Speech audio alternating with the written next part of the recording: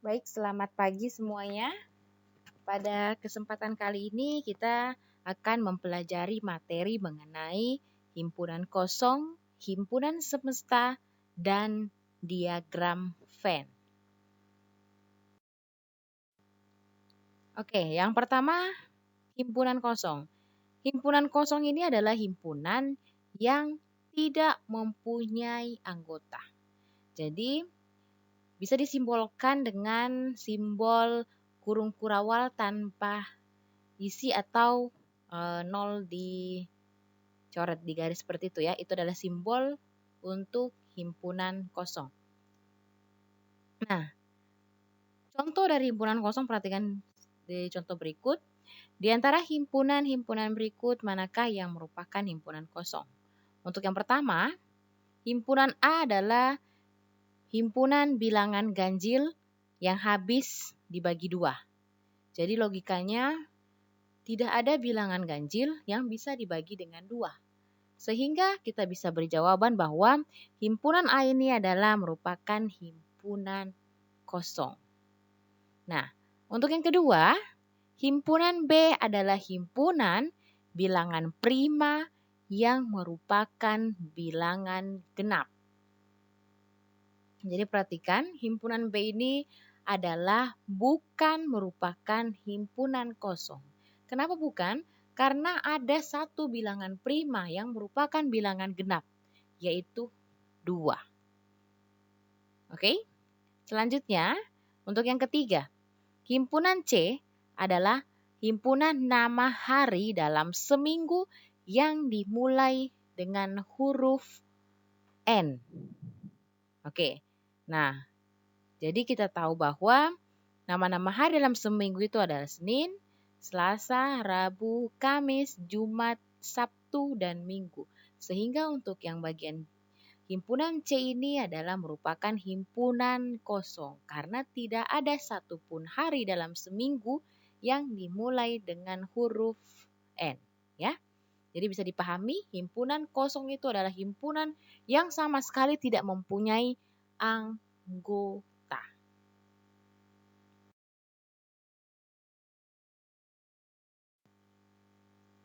Selanjutnya untuk yang kedua, yaitu mengenai himpunan semesta. Nah, himpunan semesta ini adalah himpunan yang memuat semua anggota himpunan yang dibicarakan.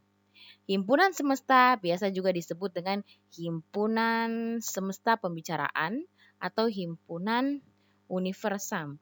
Oke? Jadi, lambang himpunan semesta itu adalah huruf S besar ya, huruf kapital. Selanjutnya, kita lihat contoh berikut. Ada himpunan C yang anggotanya 3, 5, dan 7. Himpunan-himpunan ini dapat memuat semua anggota C, yaitu bisa kita tuliskan sebagai bilangan ganjil, bisa juga masuk sebagai bilangan prima, dan bisa juga masuk sebagai bilangan asli. Nah, dengan demikian, bilangan ganjil, bilangan prima, dan bilangan asli itu adalah merupakan himpunan semesta dari himpunan C.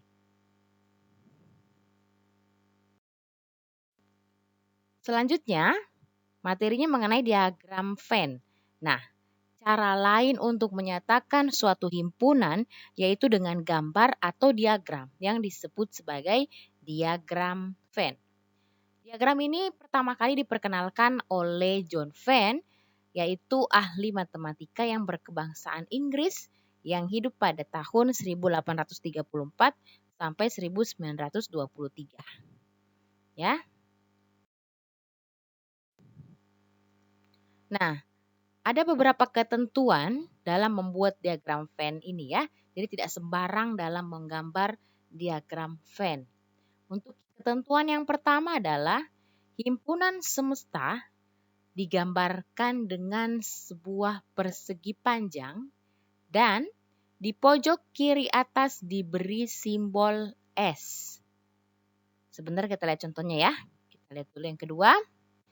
Setiap anggota himpunan semesta ditunjukkan dengan sebuah noktah atau titik.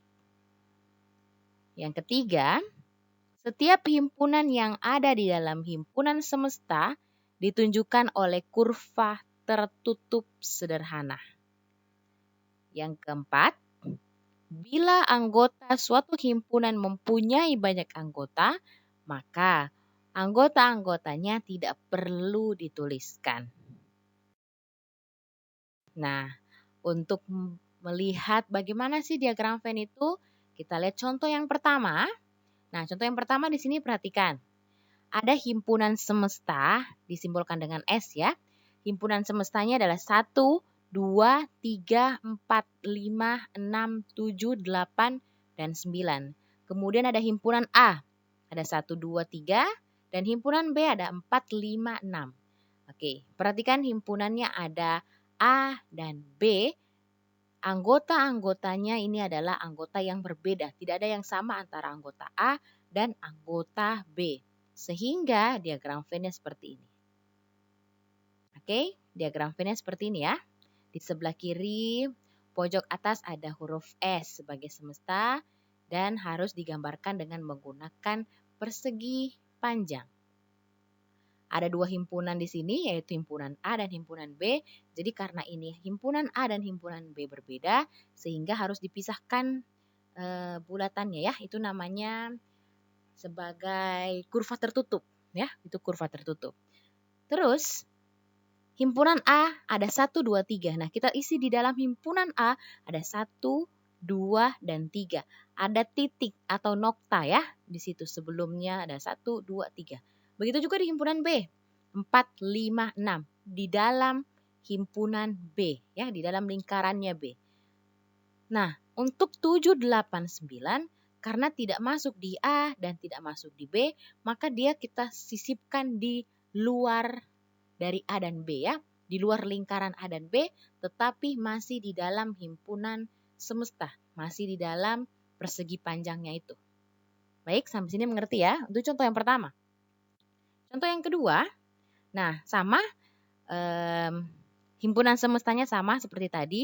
Kemudian yang berbeda adalah himpunan A 1, 2, 3, 4. Himpunan B 4, 5, 6, 7.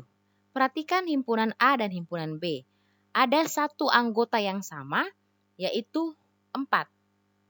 Oke, jadi gambarnya berbeda dengan yang pertama. Gambarnya seperti ini. Diagram Venn-nya seperti ini. Ketika ada anggota yang sama, maka nanti diagram Venn-nya itu akan saling menyatu ya. Jadi yang sama itu yang anggota 4 itu berada di tengah-tengahnya karena himpunan A dan himpunan B sama-sama memiliki anggota yang sama yaitu 4. Kemudian selain dari 4 kita tuliskan di himpunan A 1, 2, 3. 5, 6, 7 di himpunan B.